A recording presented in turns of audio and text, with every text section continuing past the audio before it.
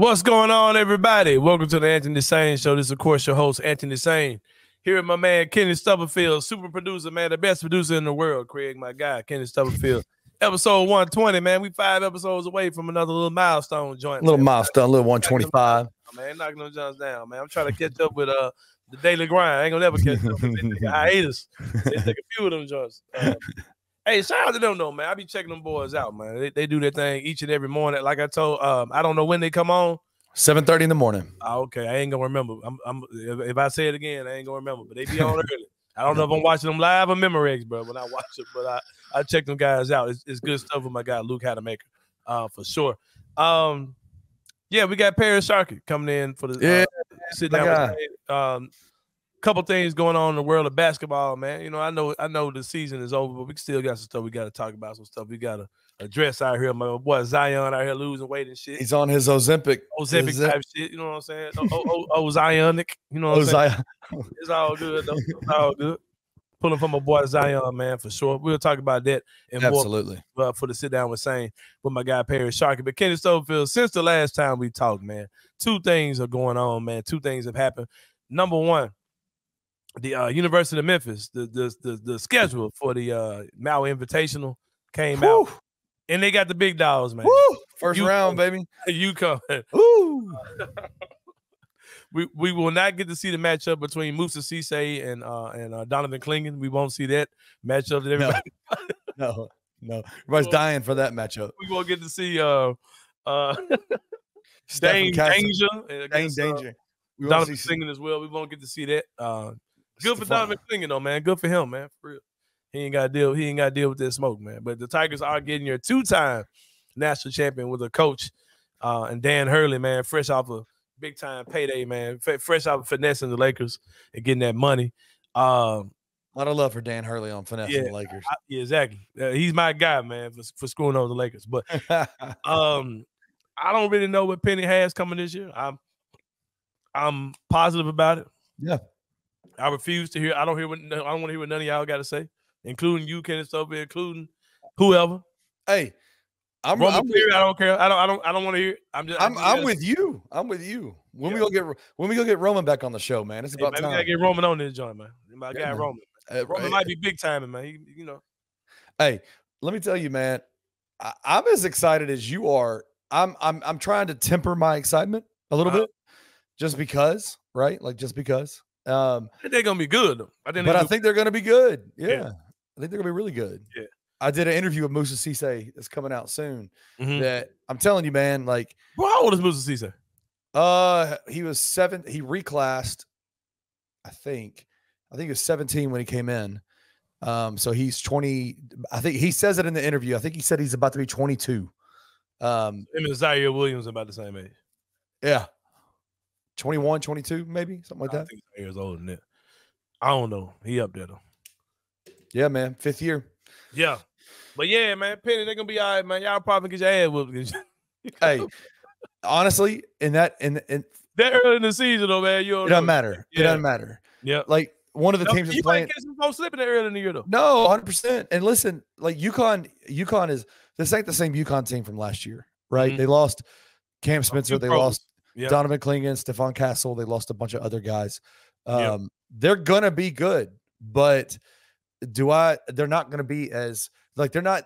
If you look at preseason rankings, they're not in the top 5, right? And Memphis is right outside the top 25, and UConn is ranked right now top 15. So you're talking about a team that has expectations on them, but I would say Memphis is going in playing with house money, man. Yeah, like, it might bust their ass. That's what I'm saying. That's what I'm saying. Like, I refuse to say, like, I would never look at a loss in this situation negatively unless they just come out and look like they just get donkey stomped. And I don't think that's going to happen. Not with this team, but it's super dope that you get a team of that caliber there early in the season. Because guess who they have to play next? Then who? The winner of Michigan State versus not Louisville? Is it North Carolina? North Carolina, Michigan State winner, I think, next. I mean, that Maui Invitational is shaping up to be a crazy stretch of games. So it's going to be wild, man. It's going to be a good time. Yeah. Also, Kenny Summerfield, like I said, we got my boy Parish Sharkey coming on for the sit down with Sain. We're gonna talk about a lot of things in the hoop world with him. But also, man, before we go to the break, man, 901 Wrestling, Kenny. 901 Wrestling had their final show at the Black Lodge. Close the era, end of the era, man. Wow. Shut down in style at the Black Lodge. Of course, I was there. Me and Kevin Cerrito were doing commentary. I've been watching and working for 901 Wrestling for a while over the last few years. Yeah. Watching and working, right? That was the best show that we've had, the one that we had the other night. If you were there, thanks for coming out. Like I said, it's the end of the era. The Black Lodge is unfortunately shutting down. We will be back very soon, man. Visit 901wrestling.com. Visit our socials. You'll see where we're going. No. Nobody's listening, man. Just tell me. Hey, now people are. Hey, I hope people are listening. Just between me and you, man.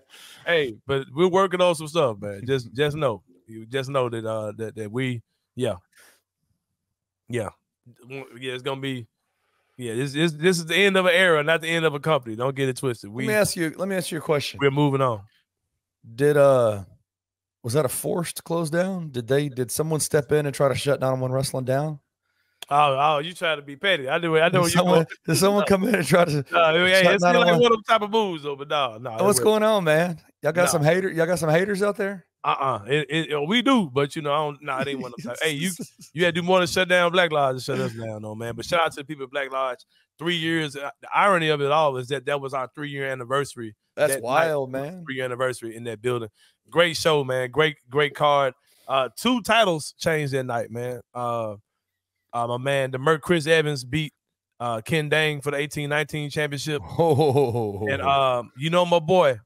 There was a match between Bobby Ford and Shane Schaffner, right, for the 901 championship. Yeah. Shane Schaffner got the upset, got the victory over Bobby Ford, new 18-19 champion. Bobby Ford's been having a rough time, man. He's a champ. Well, he is going through though. He's been acting like a little sucker lately. But the submission technician, Shane Schaffner, locked his ass up and pinned him. He got the win. He got the win over Bobby. No, Bobby tapped, I think. Anyway, I don't know, man. It was hot as hell. Anyway, Shane got the win. And guess what happened, Kenny, after that? What happened? My man, the true 101, Kevin Bless, cashed in his wild card Rumble contract and got an immediate match right there with Shane Schaffner. Ref came out, called it 1, 2, 3. What? New champion. We crowned 2 champions in 2 minutes, man. Kevin Bless, man, let's go. Kevin Bless left tonight as a 901 Wrestling champion. But yeah, man. But like I said, don't get it twisted, man. Shout out to Black Lodge. Like I said, we had a great partnership with those guys for 3 years. But the new era is coming, man. The phone been blowing up. All I gotta say, the DM been blowing up, man. Like we shaking ass out here. The DM shaking like we just trying to be demure out here, man. We try to be demure. I don't know if you know what demure means. I have no clue what demure means, but I believe you. We just trying to be demure, man. The DM blowing up like we shaking, like we twerking out here, man. But I'm trying to tell you, it's going down with 901 Wrestling, man. Like we posting thirst traps out here the way the DM blowing up, man. But it's all good. When we take a break, we're gonna take a break, man. When we come back, my boy Parish Sharkey is gonna join us for the sit down with Sain. We'll have that and more here on Anthony Sain Show. See you guys in a minute.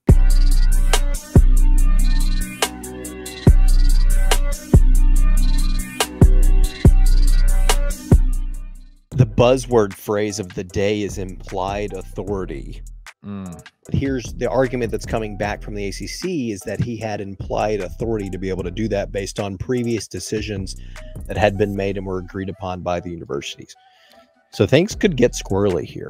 The ACC has bylaws stating that if anything changes with the media deal, they all have to be notified and agree on it. Even if he has applied authority, that means he could sign it without them. The ACC bylaws don't state that. If he has implied authority to be able to make those decisions in terms of a media deal, he signs it and he just has to make them aware. That doesn't give them authority to veto it, right? Like they can't veto that if that's true. But if they have to sign off on it, then that the implied authority argument is null and void. Tune in to Tigers Untapped with TJ Willis and Trey Lasley every Wednesday at 3 p.m. on the Bluff City Media YouTube channel. No Christmas Day game for the Grizzlies. And not that upset me. I mean, I'm fine not playing on Christmas. But it just keeps feeling like it's piling up that we are a forgotten team, and we're a forgotten team with a forgotten star. This is the year to remind them. LFG! Exclamation point. Dang, you started like that today. Okay. Let's go. It's the Remind Me Tour. Hey, no Grizzlies are on tour this season. It's the Remind Me Tour. Go ahead and start the hashtag. Hashtag Remind Me. Because the Grizzlies are going to remind them who they are. Tune in to the Night Court Podcast with your hosts, Rob Fisher and Brevin Knight, on the Bluff City Media YouTube channel.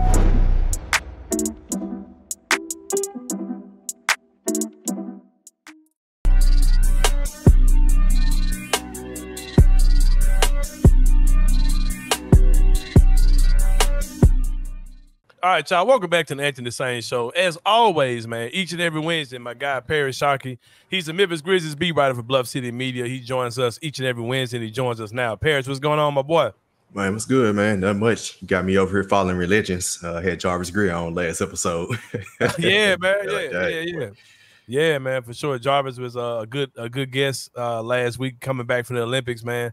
It's good when you could just, retire, man, go out with your wife, right. Just do whatever, leave your kids grown, grandkids at the house, whatever, and just go out there and do what you do, man. Yeah, like I said, I can't even go to Paris, Tennessee. He out here in Paris, France. It's all right. good. It's all good. Shout out to Jarvis Greer. We all were watching the Olympics through him, for sure. Got a couple things to talk about, man, in the world of basketball. We're in the dead days of summer. Yeah. Grizzlies Media Day isn't until September the 30th. So we still got, about 2 more months, 6 weeks pretty much until we start seeing preseason basketball. And NBA has a kind of a cheat code, man, where like we talk about this all the time, where you go from playoffs to the season's over, then the draft, and then the summer league, free agency. It kind of shortens the season. And then you had the Olympics this year, which made it even better. Which saw, the best of the best playing in the Olympics. So yeah, man, but now we're 6 weeks away pretty much from six weeks away before preseason basketball gets started. But we gotta get through it until then. So any little nugget of news we can get, we're gonna run we had the little nugget of news. Speaking of Media Day, you got the whole Grizzlies going to Nashville, and you got the people, I've seen what? radio topics. I said, bro, it's something I haven't talked about, right? Yeah. It was something last week show that happened and I didn't talk about. It was the Grizzlies playing in Nashville for the summer camp. That's what it is. We can talk about that now. That's one thing we can definitely talk about. I don't feel any ways about that at all, bro. Like, I was talking to Michael Cole. We were talking about the whole thing, and he said he was telling me that the Pelicans are traveling to Nashville too. I said, so maybe they're moving too, man. Maybe Nashville's got their pick of teams, right? Like we did when it was us and the Hornets. A lot of Grizzlies fans don't know that the Hornets applied to come to Memphis too. I think it was just a cap move by when I say cap, I mean Flodge and Lion move by the owner of the Hornets at that time. I think it was just something he was doing to put pressure on the city to do something. But yeah, it's nothing to that, man. Teams travel all the time for this type of stuff. They're doing construction on the FedEx Forum. And then and the reason why teams travel, sometimes it's just good to get away and guys aren't sleeping in their own beds. Like, just get away and where it's just us out here all together for those first 3 days of camp. So I get it. They'll be back in Memphis for the rest of the camp and preseason games. Right. But those first 3 just strictly camp days. Just 3 days. Yeah, those 3 camp days will be in Nashville. So I don't feel no ways about that at all, man. Yeah, same here because one of my guys he stayed in Nashville, so I actually didn't know about the Pelicans until I told him, "Hey, the Grizzlies coming to Nashville." He was like, "Oh snap, the Pelicans gonna be here too. They're gonna be at Bell Money." I was like, "Oh, okay." But initially when I heard it wasn't like I didn't think much of it, and of course I popped on the radio that same day, listening to 929. I think it was Jeffrey's Wright show, and he had somebody on. They were talking about it, and I was like, "Okay." Y'all got episode every day, 5 days a week. Y'all need some topics to talk about. So I cut them some slack. It's easy said than done. That's why people ask me like radio and all that. Like, no, bro, I don't have 2 to 3 hours worth of nothing to talk about every day. And I did it for a while. You know what I mean? I was like, no, I'm good. I don't have that's the stuff you gotta do, man. You gotta take stories like that and stretch them out. Like I don't even see how they do the daily grind every day. I'm like, bro, I couldn't do this. I could do it, man. They do a great job. They do a great job. Yeah. Luke does a great job, and usually has one of the guys from the $2 on there. So yeah, they do a great job. Check that out, Daily Grind, each and every morning. I'm not sure. I'd be so out of my brain in the morning. I'm not sure what time they come on. I think it'd be around 9. I think it's around 9. Nah, it's before that. Well, them folks come on like at 7:30 or 8 or something like that. Yeah, they be up super early, man. Because when I wake up in the morning, they're on. Like they're either on or or I'm watching a replay by the time I get up. So yeah, but yeah, we'll start off with this, man. While we're talking about dead summer basketball stuff. There was a story that came out that said that some NBA insider said that Ja Morant, Jaren Jackson Jr., and Desmond Bane may be the most underrated trio in the NBA. They may be the best trio in the NBA. And that's something I've been saying for a while. And I just think it's something to kind of think about, man. When you think about the fact that's a young team, a young trio of guys who are all about the same age and are all about to go into their prime. They're not playing in the primes of their career yet. And this feels like the year that they're about to go into their prime. And when I just started thinking about teams, and I don't just mean young teams, because I don't care about because there are people talking about, they're sleeping on the Grizzlies, like when these young core, like I don't care to be on those lists anymore. Like I look at our core compared to the best cores in the league, the Kevin Durant's, the Devin Bookers, the Bradley Beals.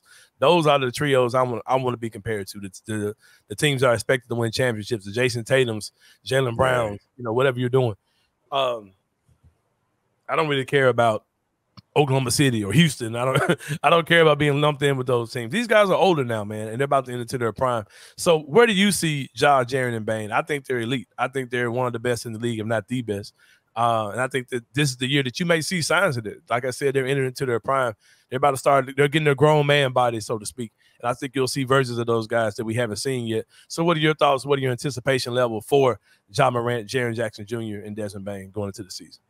So I made a tweet, I think about a month ago, when I saw Grizzlies fans on Twitter basically just wilding out on the Grizzlies not making moves this offseason, right?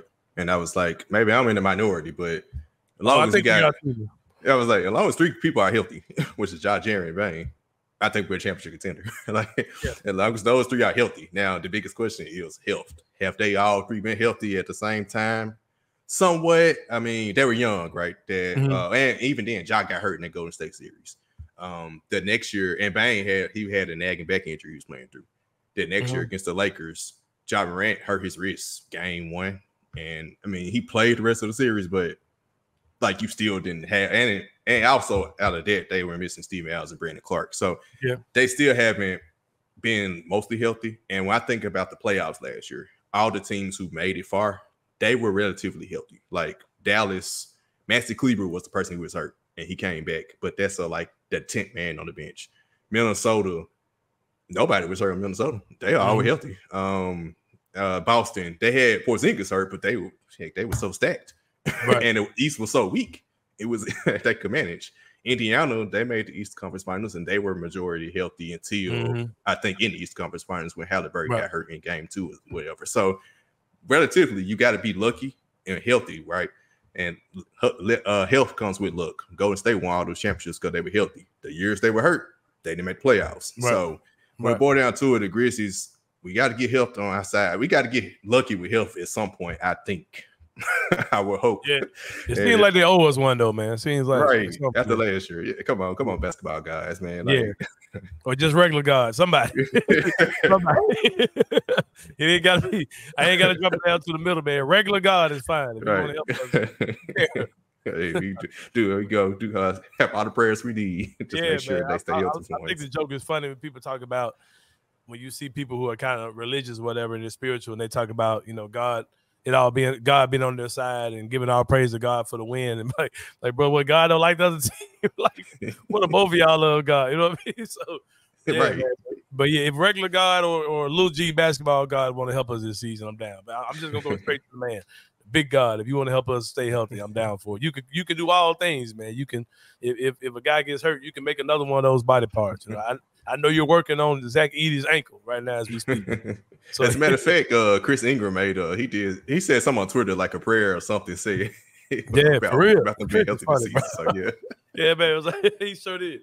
He sure did. Wasn't enjoying to my praying for these boys' health this year. Chris funny, bro. Hey, but yeah, but seriously though, man, like it seems like we are owed, some retribution when it comes down to injuries, man, and health for sure.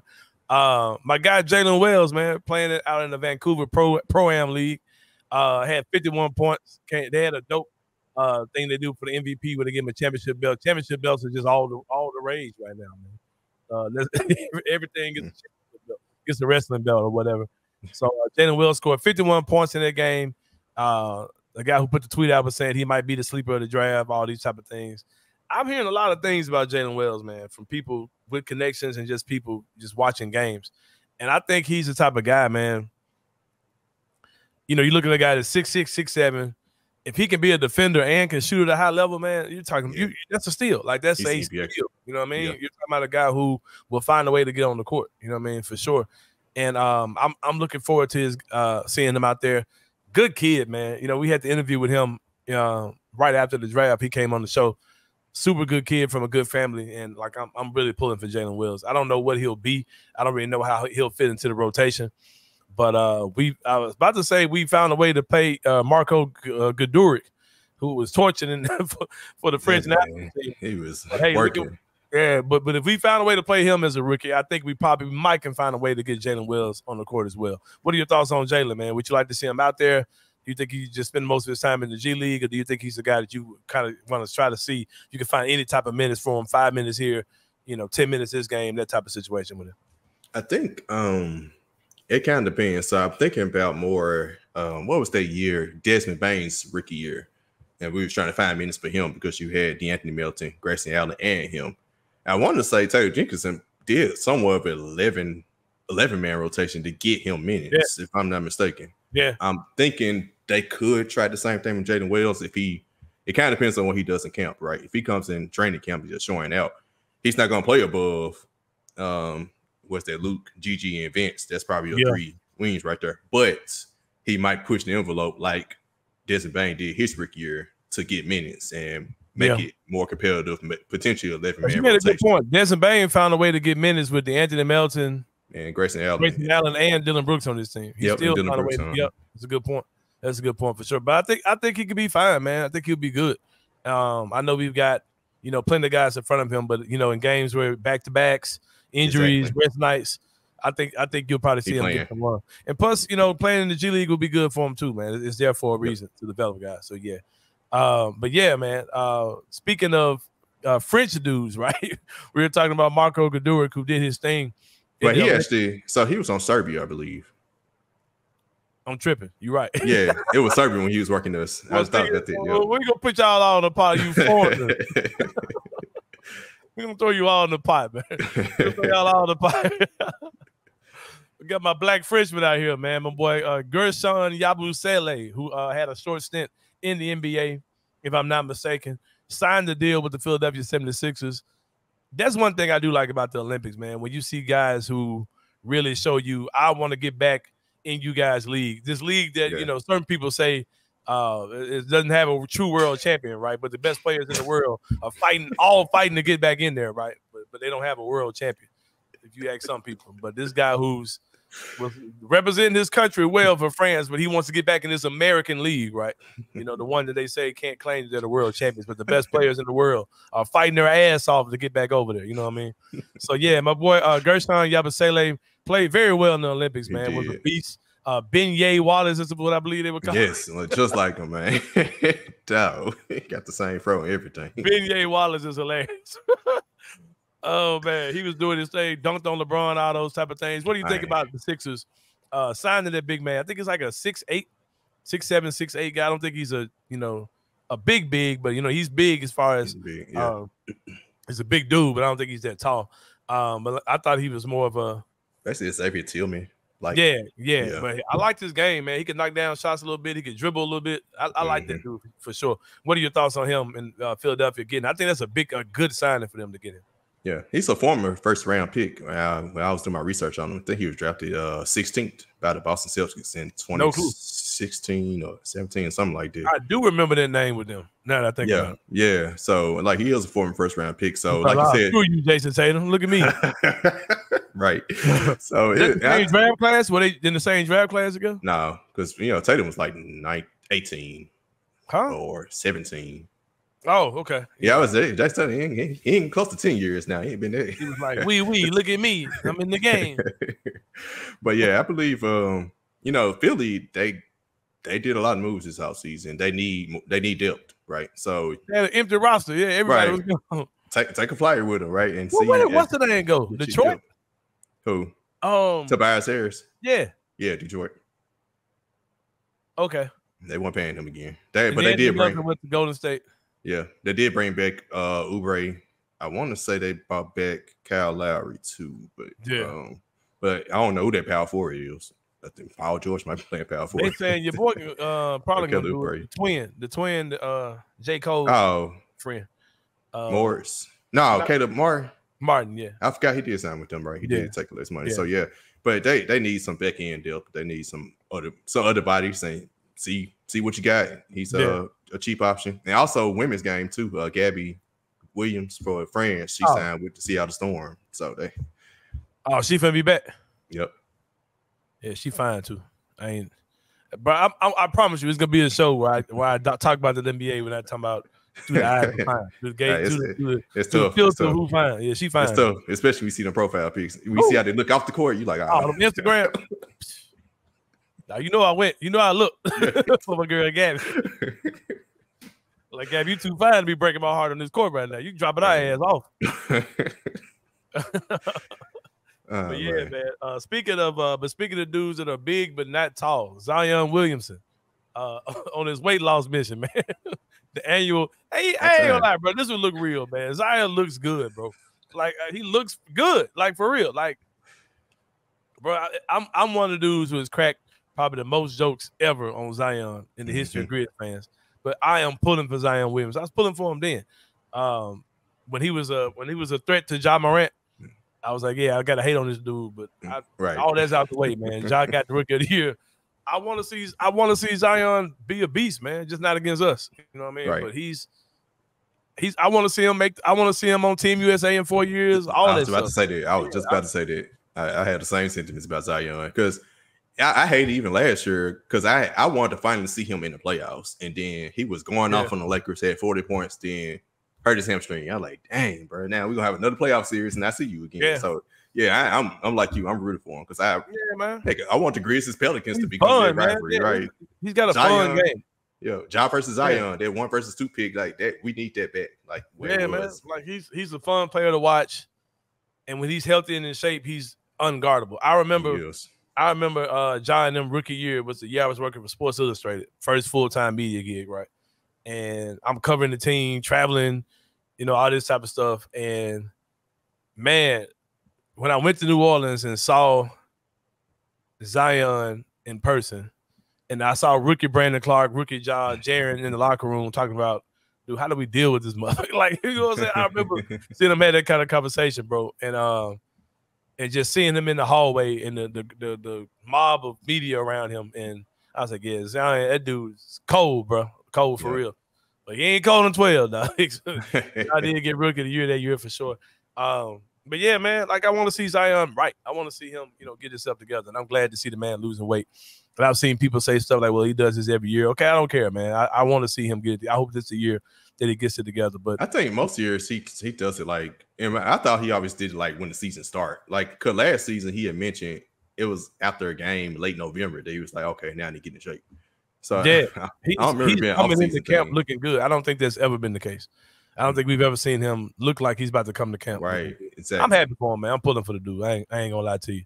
I'm pulling for Zion for sure. We mentioned some WNBA stuff earlier. You said that Gabby Williams signed with Seattle. She ain't playing though, is it? She's playing already? I mean, she just signed today. I think it was today. Yeah, it just happened today. But there it is. Gabby Williams signs with the Seattle. They're gonna be good then, right? No, because they already good. You add her. They're gonna be super good. But WNBA is back, and it is as toxic as ever. Parish Sharkey. Well, you know what? This is something I did not think about until like the other day when they came back. Caitlin Clark coming back doing an election year, especially this election year, is probably the worst combination of wild, toxic shit possible. I'm watching the game the other day. It's Seattle. That's true. Playing against the Pacers, the Fever, right? Yeah. The Fever up by like 15, something like that, right? And there's a altercation between the two coaches, the coach of Seattle and the coach of Indiana, right? And it's clearly about, hey, I benched my starters, you didn't bench yours, what are you doing? I think this kind of messed up. You still kept your girls out there, right? And that's clearly what the argument is about.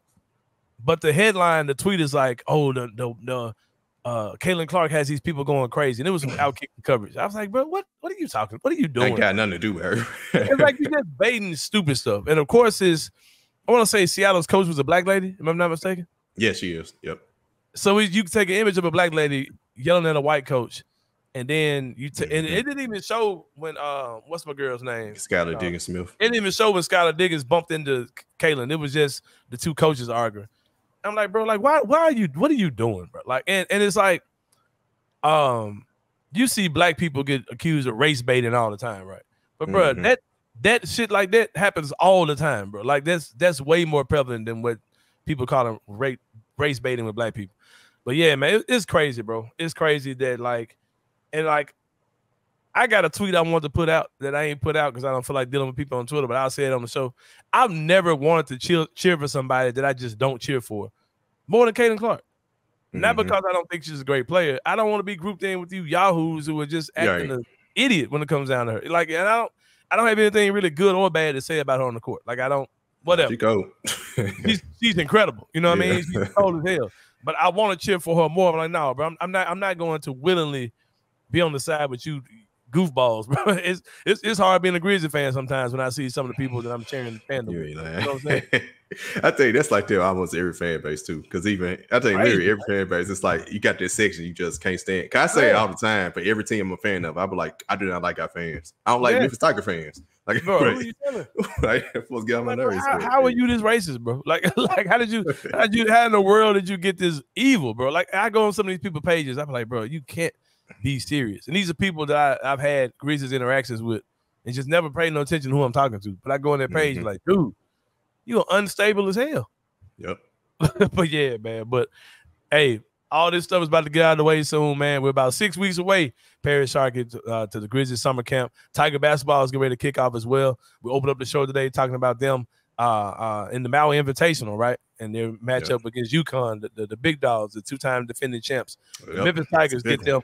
Yeah, Memphis Tigers going to play them very early in the season this year. Sheesh. But yeah, man, Memphis basketball is definitely about to kick off soon, very soon. But Paris, I'll tell you what, brother, we about to take a break, man. When we come back, it's going to be the three-pointer here on the Anthony Sain Show. See you guys in a minute.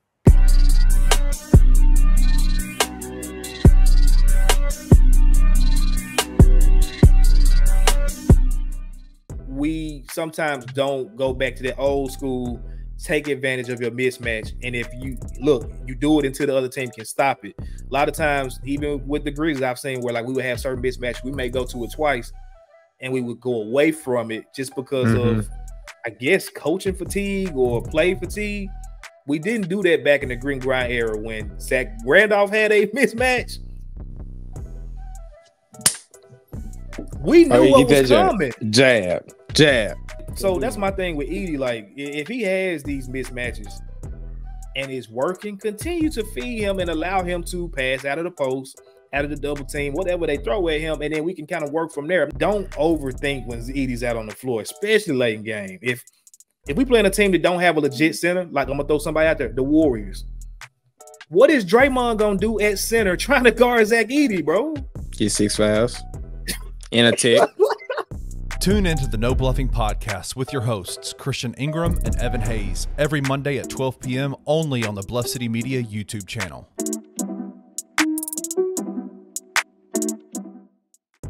We saw last year what the Memphis Tiger offense, how much they relied on Blake Watson and how much they needed a guy to that could dominate the ball carries. You know, every time they got the ball. Somebody can take the ball 15 to 20 times a game, and you can rely on it. Ryan has always talked about having a workhorse back, like having one guy he can trust. Yes, you want depth, but having one guy that he can trust. Hey, I can put this ball into your stomach 15 to 20 times a game. He had that with Blake, and I think he has that with Mario. If you talk to any college football coach, any NFL coach that is going right now, yeah, you can win the game by tossing the ball around, exposing another team's secondary. But if you're serious about winning championships, you're going to run the ball and you're going to play good defense. Tune in to On the Bluff with Christian Fowler and Gabe Kuhn every Tuesday at 12 p.m. on the Bluff City Media YouTube channel.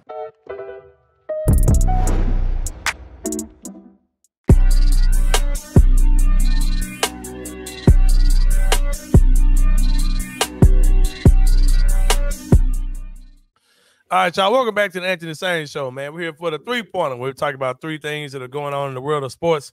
Got my guy Kenny Stubblefield back with us for this particular segment of the show. A lot of stuff going on out here, man. A lot of off-the-court stuff going on that we're going to talk about today. Number one, man, it's a documentary about to come out. It's already out, I believe. Yeah, it came out today. Yep. Came out today. Yep. I ain't watched it yet, but I'm making room for it. When we talk about Inside the Same Brain, I'm gonna tell you what's been in the way of a lot of stuff I want to watch. It's two shows that I watched. We're gonna talk about that for Inside the Same Brain. But this Steve McNair documentary is a must watch. I remember hearing the story of the recently retired Steve McNair passing away.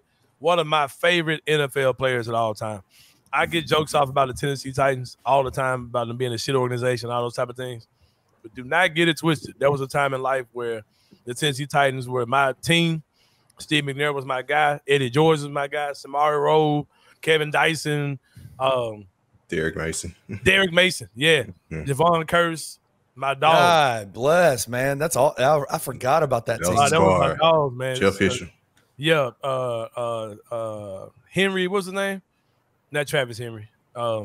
He was on Titans at some point. Chris Johnson. That was out there. That was right after Steve McNair. Yeah, Chris Johnson was my guy. I don't know why I got Travis Henry from. But yeah, the squad, that was my guys for sure. And Steve McNair passing away, one of the greatest players of all time in my eyes. Just a dude, bro. You know what I mean? For real, like could throw the ball, he could run, but he wasn't extremely fast. Just a big, bulky. I'm about to run, and you can't stop me from running. I'm just big as hell. Tough. Dude, you know what I mean? Just tough as nails, dude. Play hurt all the time. And, of course, he passed away. Can't remember the year he passed away, but he passed away, was murdered. And his murder has been kind of a mystery to some people. Some people are just saying, I'm not buying this story. I'm not believing what's being presented to me. And the story was that a young lady he was having an affair with killed him. And then she killed herself. I think is what the story is the commonly believed story. It's just out there. But there are people who say that they believe something different. I don't know if this is what this particular documentary is touching on. I'm assuming it is. It is. They say it in the tag. They say who really killed Steve McNair. Yeah, I asked Parish before we got started. I was like, I didn't even know that was a question, right? Yeah. Because me and Parish, podcast on it. There was a podcast series where this guy was like breaking down the mystery of. He basically was saying, I don't care who this offends.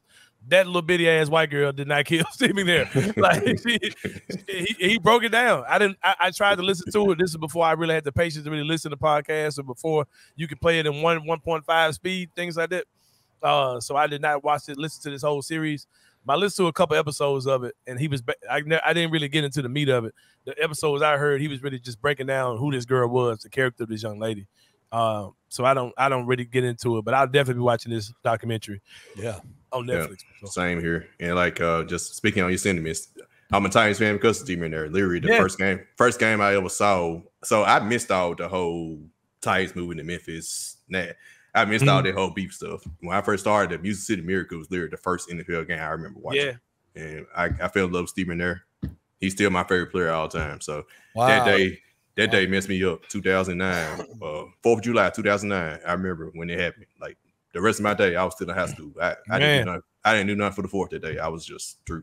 He was so good, man. And like I remember the stories of him in college. And they were talking about this kid from a small black college. About to be one of the top picks in the draft. I was like, ain't no way, for real. And then like they were showing the clips or whatever. I was like, man, this dude is a grown ass man. And just it's kind of like if Shedeur Sanders wouldn't Deion Sanders' son, and he got drafted out of Jackson State. It's almost that type of story. You know, that guy, that level of player typically doesn't come from those schools. You know what I mean? In these modern times.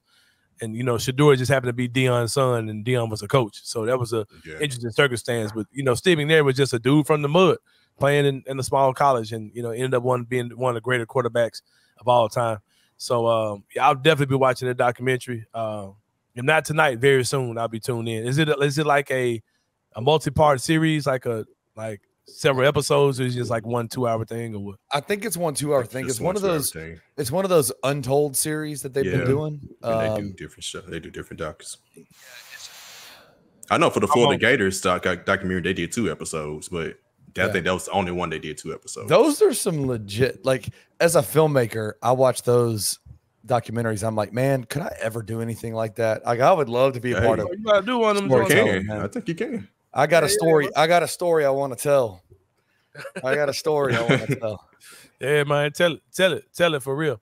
But yeah, man, number 2, saw an interesting tweet by Parker Fleming. Parker Fleming, of course, formerly with Bluff City Media, doing this thing now with the Substack Elite Substack. Put out an interesting tweet, man. He talked about the most improved player odds for the NBA. And Victor Wembanyama is the favorite to win the most improved player. I'm like, bro, why don't we just make the 2-time Rookie of the Year award, like the Year 2 award, because that's all we're doing. Because Ja got this award the year after he got Rookie of the Year, which is crazy. And then going into this, the favorite is Victor Wembanyama. Back in my day, Kenny Stubblefield and Parish Sharkey, Kenny, you know this, Parish, you're younger than us. But back in my day, the NBA Most Improved Player Award went to a guy that was kind of just a guy in the league, that was kind of a rotation guy, may not even been that. And they took a leap where he said, okay, this dude's a player now. Like, he's a good dude. He's a good player.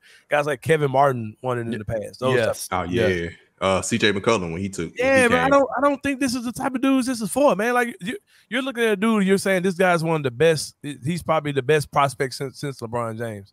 How does he get most improved? Like, look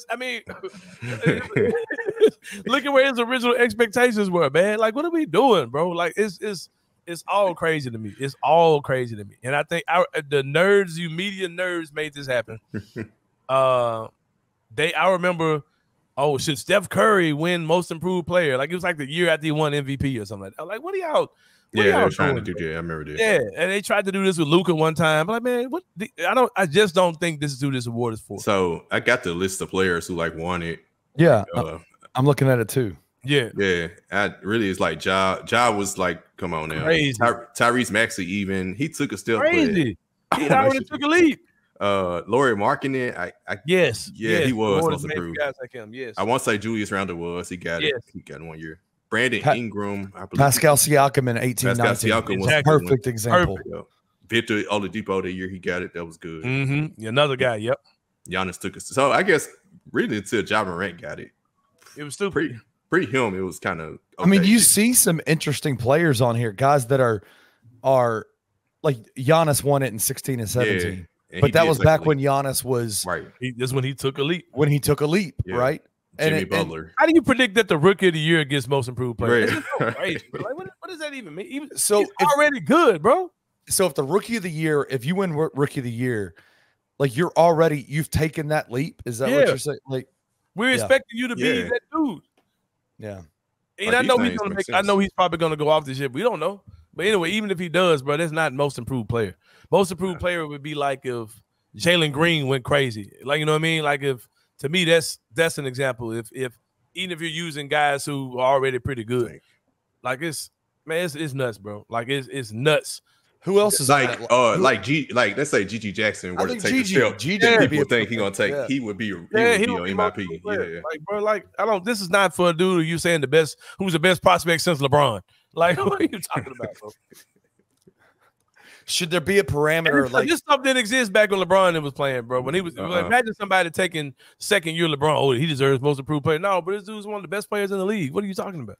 Should there be like a set, like you need to go from this scoring average to this, like a certain number of points? Man. You should just know, like it ain't for Wemby. You know, like, just eye test. It shouldn't be for this dude. It's crazy, bro. I don't understand this stuff at all, man. These goofball media guys, bro, just messed that. And I know it's kind of dumb to even talk about because it's one of the most trivial awards. Like, it don't matter. But it's just still, man, like, we don't have to, like, give – the dude just won Rookie of the Year, bro. We might as well just make it a sophomore of the year award or something. But also with that, then, they said Desmond Bane didn't get it because his sophomore year, he had a natural progression you're supposed to have your sophomore year. So why Wemby all of a sudden his sophomore year? Bro, Shai Gilgeous-Alexander didn't even win this award. Like, what are we talking about, bro?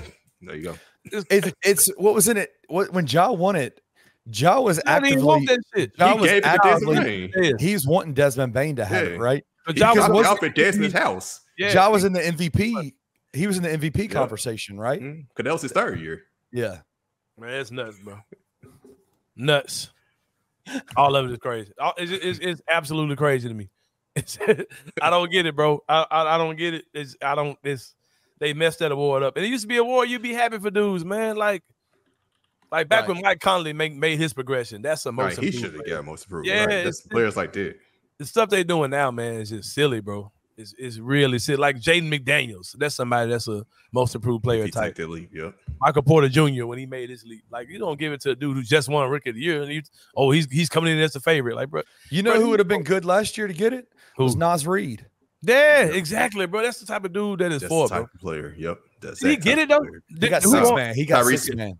Yeah. He got 6 man. So never mind. He got 6 well, man. He did get 6 man. I'd rather have 6 man than most improved. I think. Man, it's crazy, bro. I just think it's silly how they're going about that award for sure. And like we talk about these agendas, man, there's certain people that really try to push this anti-American future of the league stuff. But I'm telling you, man, it's wild. Yeah. And it's as clear as day what they're trying to do. And I think Wemby, I try not to go here, bro, because the political climate is so toxic right now. Don't forget, while y'all trying to root out all these American basketball players, Wemby's still a black man who plays basketball in America. So just relax now. They so caught up in trying to find some non-American player. He's still black, bro. I know that ain't the narrative y'all trying to put. It's crazy, bro. This stuff is silly, bro. And Wemby has a very safe and approachable look. Plus, he's green because he ain't from here and all that. He's a kid and all these images they're trying to push out and stop, bro. Because at the end of the day, the little dude with tattoos all over his body and colorful dreads in his head is still gonna be the dude. you stack Wemby shoes up against Jaws and let's see how that works out. Ain't nobody checking for the Wembies. Them aliens, alien ones. It might be clean though. No, have you've seen the mock-ups of those? No, that was fake, bro. That was just like that wasn't real. No, it wasn't fake per se because it was by Nike, but it was kind of like a fantasy. Let's tell the AI to make a shoe for Wemby. Oh, I was like a lot of those shoes. Yeah, because you saw it was like concept art of like. Got you. Let the AI go wild and see what comes out. And it was like AI was drunk that day, right? Man. I did not like that. Some of the shoes that it spit out, they're not even functional. Like you couldn't. It was those like didn't look functional to me. Those looked like rolled ankles waiting to happen. Right. It was like a high heel track cleat or some shit for something. But yeah, so that's not real at all. Hey, you mentioned Jaden McDaniels a few minutes ago. It is wild to me. I saw him in high school when he was a senior. I covered the Jordan Brand game in Las Vegas, and he was there. And he was the most like low-key, quiet, like had no tattoos, no whatever. He just turned in his glow up has been pretty fascinating for me to watch, man. First check, bro. That's that. They got them PC on 2K. Man. They got that PC, man. They got out of the brown pants and the brown shirt, man. Right. You got the brown pants and the brown shirt. Yeah, for sure. It is wild, man. I love it. I think Jay McDaniels is a perfect example of that most improved player. He's so good. I like him a lot. Yep. And speaking of the brown pants and the brown shirt, NBA 2K has released their top 100 players in the league. Ja Morant, nor Jaren Jackson, nor Marcus Smart. I don't think have been named yet. So all. Oh no, yeah, they are. Cause I think they already put their ratings. We just don't know what they had in the rankings. Because Ja was like Smart hadn't been. They haven't said Smart in this top 100 yet. I haven't seen. I think I saw they got to 51 today. I haven't seen the list. Yeah. I haven't paid But I attention. know at least Ja and Jaren will be top 50 players in NBA 2K. Did they announce Dez yet? Yeah, he was. He's an 83 overall. 83. Wow. Yeah, that's kind of a drop, big time drop for him. Yeah, that's what his rating was last year. What'd you say, Perry? What was his rating last year? I want to say he got up to as high as an 88 last year, if I'm not mistaken. 86, 88, something like that. But he definitely went to 83. Because I've seen them have him ranked higher than Jaren before. So Jaren's gonna be top 50. Josh's gonna be top 50. I don't think Marcus Smart is on their list yet, so he'll be top 50 too.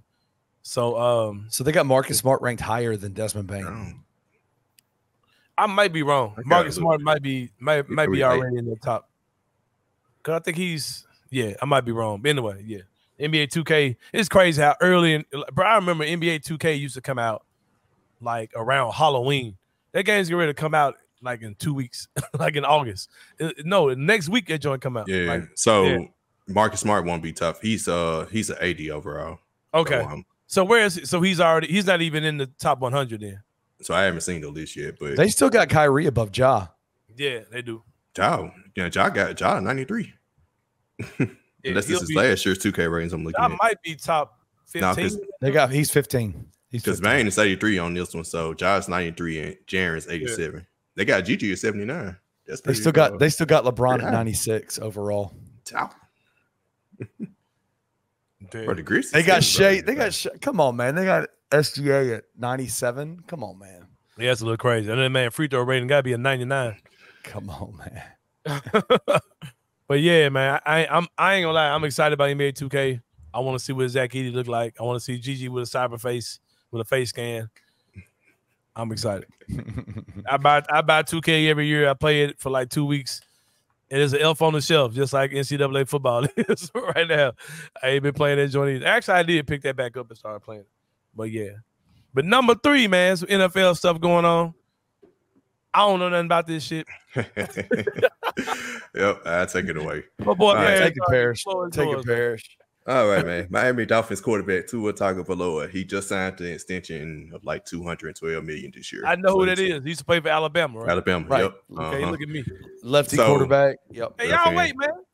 Like I said, I've been playing college football at 25. I'm gonna know who some of these players are in a minute, man.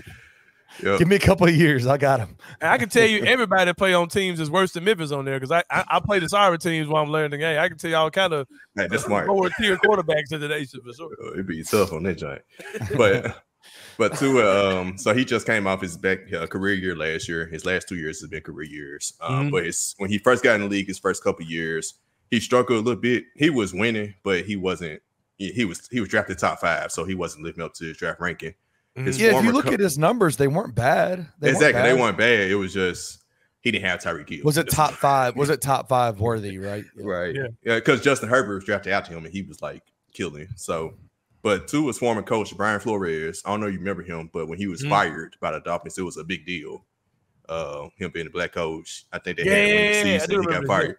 Yeah, didn't he sue Miami or something like that? Or the NFL in general. The whole NFL, in general. Yeah.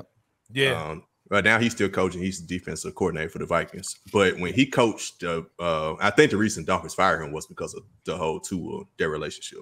Can I read the quote? Can I read the quotes? Yeah. Can you read them real quick? Mm-hmm. This is what he said. He said, he's speaking to Dan Le Batard show.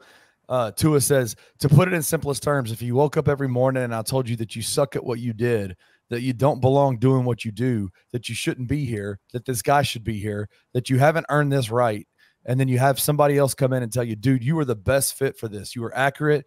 You're the best, whatever. You are this, you are that. How would that make you feel listening to one or the other? You see what I'm saying? Then he says, and then you hear it, regardless of what it is, the good or the bad, and you hear it more and more, you actually start to believe it. I don't care who you are. You could be the president of the United States. If you have a terrible person that's telling you things you don't want to hear or probably shouldn't be hearing, you're going to start to believe that about yourself. Mm-hmm. Yeah, and Brian Flores responded today. He had a press conference. Yeah, and he basically took ownership of it. He basically said he's still growing as a person.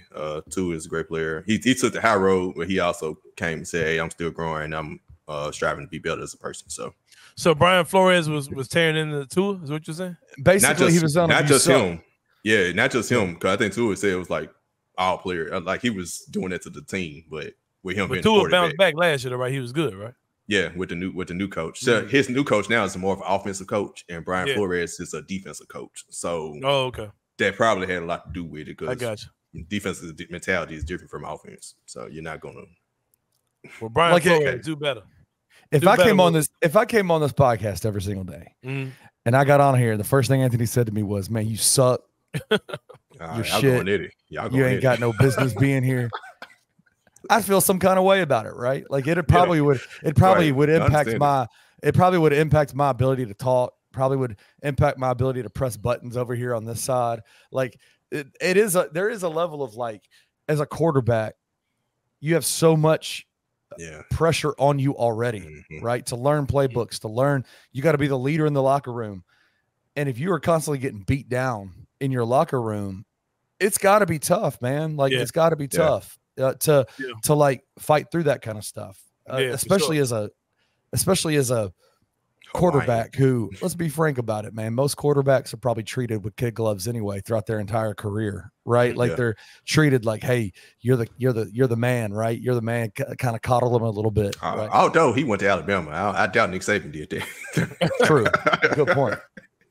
It's a good point. Yeah, there's certain people that I think are great coaches at what they do, and probably shouldn't be a head coach. And I think that's probably where Brian Flores was a few years ago. He's probably a fantastic defensive guy, but probably has no business trying to be the CEO of a team, right? Like the head honcho, where you got to be all things to all people all the time, right? You know, I don't know nothing about that, bro. See, I got to buy Madden this year so I can know who the NFL players are too. Yeah, get mad. I know some of them. Like I know Tyreek Hill been talking crazy to Noah Lyles. Noah Lyles. I need them to race, bro. Like, bro, I need them to race. Bro, if I'm an Adidas athlete, what he's doing is the equivalent of when Michael Johnson was a track and field runner and talking bad about Kobe and I don't know who Nike football was, Terrell Owens. I don't know. It's just stupid, bro. Like, why? It seems like these would be the dudes you should be linking up with. It seems like you should be trying to partner up with Anthony Edwards and partner up with Tyreek Hill, who's another Adidas athlete, and y'all make some money, or you solidify yourself with the brand. Like, you just being an idiot. And then he's out there saying he don't know who Nikola Jokic is. All right, man, shut up. Now, he said he didn't know who Tyreek Hill was, but then he called him Cheetah. That's how you know his nickname. But then he said he didn't know who Nikola Jokic was. You didn't see that? That's you got to just think about it in this sense. But then the Denver Nuggets won a championship when he made his statement. So come on, stop. What is Noah like you got to think about it. A track and field star. How is he making money now? Right? Like, he is the world. Somebody said there's a pro track league where these guys make a nice little bag. I need to ask Evan. I think he'll know. Ask Evan, man, our in-house track and field expert. I've never even heard of that. But how do these guys? Because Carmelo was like, these guys, like, you know, they don't have a league to even talk about. So why? Then somebody was saying, yeah, there is. It's called the so and so, and they make really, really, really good money to race. He said these guys run more than just doing the Olympics. Well, then why did we never hear about Usain Bolt until it was World Championships or Olympics? Usain Bolt came out there looking like a Jamaican god. So I don't know. I mean, like my thing is, it's got to be frustrating to be the best at the world at something you can't make money at, right? Yeah. Like, and so if you're Noah Lyles, like, of course you're going to try to stay in the media and say crazy stuff so you can parlay that into something. I don't know, maybe start his own podcast or something like that, right? Like, I don't know. It's crazy though, because either way, he's known. He got some type of popularity, whether it's good or bad. He's getting his name out there and keeping. He's staying relevant. Is what he's doing here. He's the Gilbert Arenas of track and field. If I'm gonna stay relevant, I'm gonna stay relevant, riding on the coattails of the big dogs on my brand. I'm not gonna buck up against Anthony Edwards and Tyreek Hill. It's just goofy. It is goofy. It's super goofy. But yeah, man, we're gonna take a break, man. When we come back, it's gonna be inside the same brain. We're gonna talk about some more Netflix documentaries. I mean, I'm sorry, not Netflix. That ain't Netflix. It ain't a documentary. It ain't on Netflix. One of them is, one of them ain't. We'll talk about that when we come back. 2 shows that got your boy mind and eyes captivated. Kenny Soberfield and Parish Sharkey. We'll talk about that and more when we come back on Anthony Sain Show. See you guys in a minute.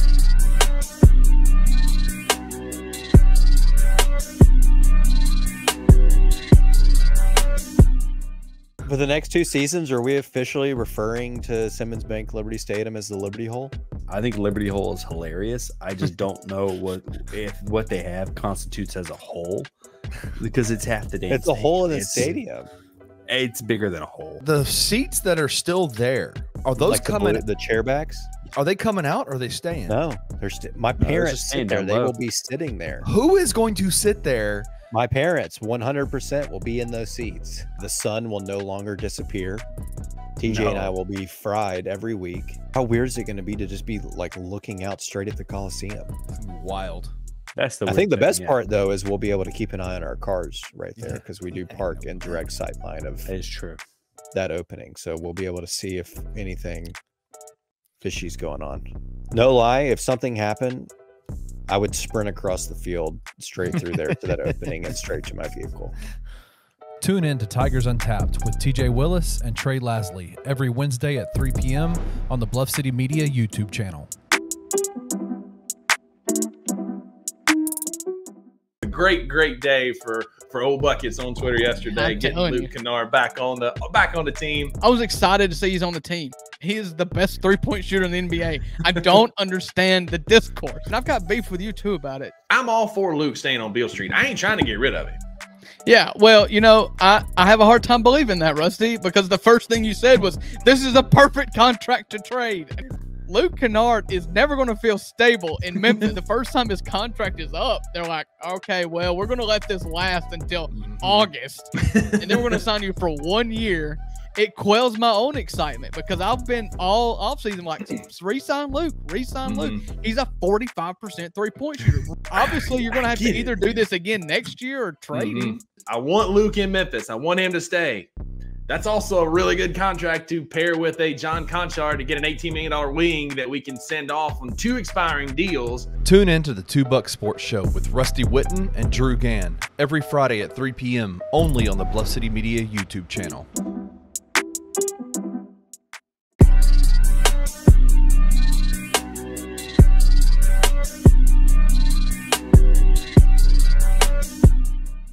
All right, y'all. Welcome back to the After the Same Show. Time for Inside the Same Brain, where we talk about something that's just been on a brother's mind, bro. Kenny Stonefield, Parish Sharkey. I don't watch a lot of TV. I'm subscribed to every streaming service, bro. Peacock, HBO Max, or Max, whatever they call it. Prime. Amazon Prime, Netflix. What else I got? Peacock, Disney Plus. I got all this shit, bro. I hardly watch any of this bullshit. I just got it like, if something come out, I want to be able to. No, I got something to say, bro. I got all this, but my wife is gonna always go to Tubi. Oh, and Tubi is free. She gonna click on Tubi every time. We paying for all these apps. Right. She gonna go to Tubi.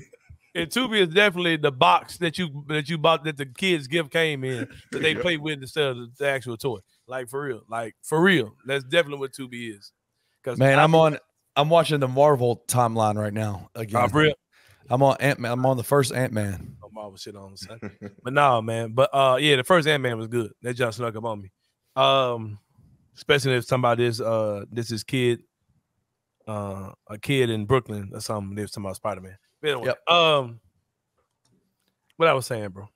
But yeah, I got all these apps. I really don't watch a lot of TV at all. Like I as somebody who works and hustles at the same time, I feel like if I'm watching a lot of TV, but it's like, bro, it's something else I could be doing. like I feel like I'm just setting money on fire, but I'm sitting there watching television, right? So define the difference between work and hustle for you. What does that mean? Work is like I have a 9-to-5 like job, right? But I also do side stuff that brings money in. I do this. I do stuff with Cerrito, like entertainment stuff in the city. Got you. I do 9-on-1 wrestling. Asylum tees, my t-shirts, I'm bringing them back this year. You got to hustle, man. You got a lot of stuff going on, right? So, you know what I mean? So I just feel like anytime I'm sitting watching a lot of television, I feel like I'm just setting money on fire for real. Especially when I'm paying the amount of money per month I'm paying for this shit that I don't watch, right? So but if you ask me about a TV show, so do you watch so-and-so? My answer is 9 times out of 10 gonna be no. But there are 2 shows. There are 3 shows really in the past maybe 3 years that I've fallen in love with, and 2 of them are airing episodes right now. One is on pause; they take a break, but they'll be back in I think in November. And those 2 shows, Kenny Stubblefield, Cobra Kai and Bel-Air. I love them. I love them for two totally different reasons. They put me in two totally different places, and both have a nostalgia element to them, but it's a totally different type of nostalgia. Cobra Kai takes me back to the 80s. Kenny Stubblefield takes me back to the 80s, early 90s, based on, of course, the Karate Kid series. The best character on the show is the character of Joey Lawrence, and some people say that this show was inspired by a YouTube video. It came out a few years before the show came out, saying that Daniel LaRusso was the bad guy, and that Johnny Lawrence was the good guy. And the way he told the story, I was like, okay, I don't disagree. And this show starts off, it's about Johnny Lawrence, how his life ended up after he lost the tournament to Daniel back in the day, and how he's just been kind of this guy who's kind of stuck in the 80s and stuck in being the guy he was when he was this, this martial arts champion or whatever. And Kenny, it has a ton of nostalgia in it, but it is the most addictive show in the world that I cannot tell you why in the world you watch it. It is. I cannot stop watching this show. And it's so crazy because it's like a teen drama. And every time the kids, in normal moments where it's like my response is, I'm not going to talk to you anymore, or stay away from my boyfriend, or let's just not be friends. The response is, okay, let's fight in the middle of school. And you got kids who are like regular ass nerds in school, but they also take martial arts. And it's like 30 kids in one school that all know martial arts, and they're all fighting each other all the time. And stuff that normally would have been, drama is like a straight up in the moment fight. You know what I mean? And Daniel LaRusso ends up being like this used car salesman. He owns this super successful car dealership, and they're all old men now. And we're in season 6, and it's kind of jumped the shark a little bit. I ain't gonna lie, but I love the show, bro. I cannot stop watching Cobra Kai. You see me wearing Cobra Kai shirts a lot. Absolutely love the show, bro. You make me want to check it out, bro. It is so damn good, bro. Especially being a fan of Karate Kid. Your boy be talking about it. Tail be talking about it on Twitter too. And I'm telling you, bro, it's one of them shows. Like, bro, this is goofy. Like, I'll watch it. Why not? Bro, you be like, damn, bro, I'm really 4 seasons in. I'm really watching this goofy ass show about old washed up men and their kids fighting each other, and they're fighting about literally nothing. Like, literally nothing, bro. Like, they're literally breaking out in full blown fights in the middle of school, like karate. Full blown. That's what happened to me. The trailer's hilarious. Like, I watched it. It's just I love Cobra Kai, bro. And like, it's got they pull out all these old characters from the movies, bro. It's like, damn, that's my guy. Yeah. But they, Botox, full of Botox, and oh man, it's crazy. It's crazy. That's what happened to me with Suits. I didn't think I was gonna watch Suits, and now I'm over here locked in season 5. Yeah, man. All right, but let's be real about Suits, though. Tell me it's not like it gets a little old after a while, right? I don't even know what y'all talking about. That's how little I watched it. It did, but I want to get to a certain part in season 5 when stuff hit. Who's your favorite character in that show? Mike. I think what's the lawyer? They're all lawyers, but the crazy one. Lewis or Harvey. Lewis is my guy. I think he's when he goes bad, he goes bad, but when he goes good, I love that dude so much. Yeah. Mm-hmm. What's the show? I heard people talking about that Suits. I ain't gonna watch it, but I just keep the conversation going. Don't because you're going. If you watch one episode, you probably if you watch one episode, that happened to me because I think I'll go watch it one day. But Bel-Air on the other end, Kenny Stubblefield, Parish Sharkey, another level of nostalgia. Of course, this show is a retelling. The best show. A retelling. Yeah, one of the best shows. If I remember as a kid, Fresh Prince of Bel-Air. It's a retelling of that story, basically saying, how would this story play out if it happened more so in real life? In modern day. Yeah, and it's not just modern day, but just in real life. In real life, like comedy-wise. Yeah, because if you think about the story of the Fresh Prince of Bel-Air, Will got in trouble into a fight where he was charged for assault and had to move from Philadelphia, where he was a basketball player, to Bel-Air, California, with his rich uncle and aunt. Right, yeah. And he had to go through the social adjustment of doing that. And at the same time, he's a kid who beat a legal case. You know what I mean? But that whole part was never really explained. Yeah, because they actually, the first episode, they showed him in Philly and showed the whole story. They just showed him in West Philadelphia. The regular Fresh Prince, they just started. Bro. He was already in county. The playground is where I spent most of my days. But bro, I'm going to say this. If you are black and you are a fan of black people, this is the show for you, bro. Because everybody looks absolutely gorgeous in this show. They do. I don't know, bro. I'm talking about haircuts, perfect. I'm talking about like everybody, like extra wardrobe, minor characters, major characters, nice cars, clothes. I'm like, bro, these motherfuckers is fresh than a motherfucker. Like, bro, fresh, beards on point, haircuts on point. Bro, the acting on point. Huh? The acting on point, the storyline on point. Gorgeous, bro. Like, I don't know what they're doing with the camera, makeup, hair, all that, but bro, it looks incredible, bro. And Kenny, like you were recording guy. I don't know what they doing. It's something they, but like, bro, I'm like, bro, black people are not this beautiful. Like, we beautiful. They making us look like everybody's Winnie and Gabriel looking. Oh my God, everybody is gorgeous. Oh, especially Jeffrey, bro. Jeffrey's character. Oh, that nigga Jeffrey look like, hey, bro, no homo, bro. Hey, bro, that dude look incredible, bro. Like, bro, like in the new Hillary, bro. Yes, Coco Jones. Woo, my God, I done seen her with other stuff. She ain't that fine. And she look on Bel-Air. Bro, I don't know what them folks doing, bro. But shout out to them folks, everything. But like I said, it's a retelling of French Prince of Bel-Air. It was way dark the first year. Maybe I just got used to it, but it seems like it's getting more lighter. Yeah, it's getting more loose. Because I think it was just they really showed a deep dive of him trying to transition, but in like I said, real life. And now he's kind of transitioned, and him and Carson, because him and Carson's relationship was terrible. In season 1, they were each other next. And now they the like first episode, he was mad and crying every episode and puffed up in the chest, but now he's being goofy Will Smith while his cousin's on drugs. Like it's just like it's really good, bro. Like it's really good, bro. And like they have a lot of cameos by super wealthy black business owners and just bro. Hey, bro. Check it out. They got Marlon Wayans. Yeah, Marlon Wayans in there. Will's father actually shows up. Boy, actually appears in the series. Oh yeah. He was in Fresh Prince too though.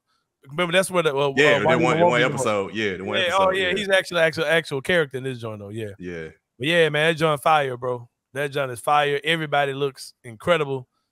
Hey, check him out. Cobra Kai. If you ain't seen it, I know you probably seen that. Bel-Air, check it out, man. But I tell you what, we about to slide about this joint, man. For my guy Kenny Stubblefield, for Parish Sharkey, it's Anthony Sain. We'll see y'all Friday, man, and we out. Thank you for listening to the Anthony Sain Show.